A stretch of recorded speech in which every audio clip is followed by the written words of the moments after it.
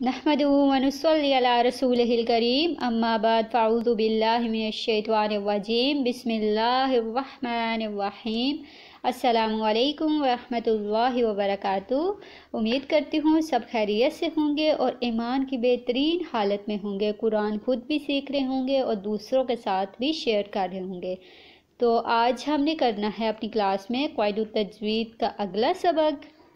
अपनी आज की क्लास का आगाज़ करने से पहले मैं आपसे एक मफ़हूम हदीस शेयर करती हूँ। जो लोग अल्लाह ताला के घरों में से किसी घर में अल्लाह ताला की किताब पढ़ते हैं, इसकी तालीम में मसरूफ़ होते हैं, यानी सीखते हैं, सिखाते हैं, तो उन पर सकीनत नाज़िल होती है। तो शुरू करते हैं अपनी आज की क्लास। आज हमने पढ़ना है मद के क़वाइद। मद किसे कहते हैं, मद के इक़साम कितनी हैं। तो शुरू करते हैं। रब्बि इश्रह ली सदरी व यस्सिर ली अमरी वहलुल उक़दतम मिन लिसानी यफ़क़हू क़ौली रब्बि ज़िदनी इल्मा अल्लाहुम्मा फ़क़िहना फ़िद्दीन आमीन। मद के क़वाइद।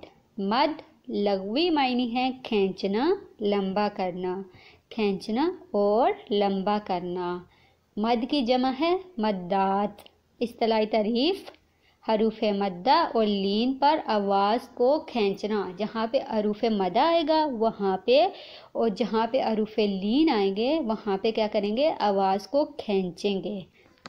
तो अब देखते हैं कि हरूफ मद्दा हैं कौन से और हरूफ लीन कौन से हैं। हरूफ मद्दा हैं अलिफ साकिन से पहले अगर फतहा आ जाए, और वाव साकिन से पहले द्वम्मा, और या साकिन से पहले कसरा हो तो इन्हें हरूफ मद्दा कहते हैं। खड़ा ज़बर, खड़ी ज़ेर और उल्टा पेश का हुक्म भी हरूफ मद्दा वाला ही है। यानी अगर खड़ा ज़बर और खड़ी ज़ेर और उल्टा पेश आ जाए तो वो भी हरूफ मद्दा की तरह हैं, क्योंकि ये हरूफ मद्दा के कायम मुकाम होते हैं।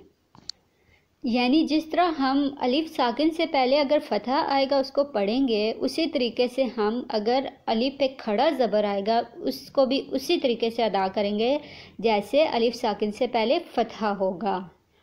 तो अब देखते हैं हरूफ लीन कौन से हैं। हरूफ लीन वाव और या साकिन से पहले फतहा हो तो इन्हें हरूफ लीन कहते हैं। किन से पहले, वाव और या साकिन से पहले अगर फतहा हो तो इन्हें क्या कहते हैं, हरूफ लीन कहते हैं। और इनकी मिकदार तकरीबन हरूफ मद्दा के बराबर है। हरूफ मद्दा और लीन को मुहल्ले मद भी कहते हैं। हमज़ा, सुकून और तशदीद को सबब मद कहते हैं। मुहल्ले मद यानी मद की जगह, सबब मद जिस वजह से मद की जा रही है। तो अब हम देखते हैं मद की कितनी इक़साम हैं। मद की दो किस्में हैं। नंबर 1 मद असली, नंबर 2 मद फ़रई। मद असली किसे कहते हैं? मद असली हरूफ मद्दा को इनकी ज़ाती मिकदार के मुताबिक एक अलिफ के बराबर खींच कर पढ़ना, और वो किसी सबब पर मौकूफ़ ना हो, जैसे क़ाला, क़ीला, क़ूलू वगैरह।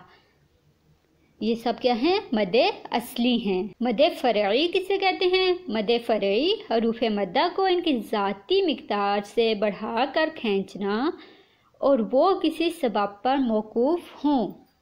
मद फ़रई के सबब क्या हैं ये पढ़ेंगे हम इंशाअल्लाह अगली क्लास में। जज़ाकुमुल्लाह खैरन कसीरा।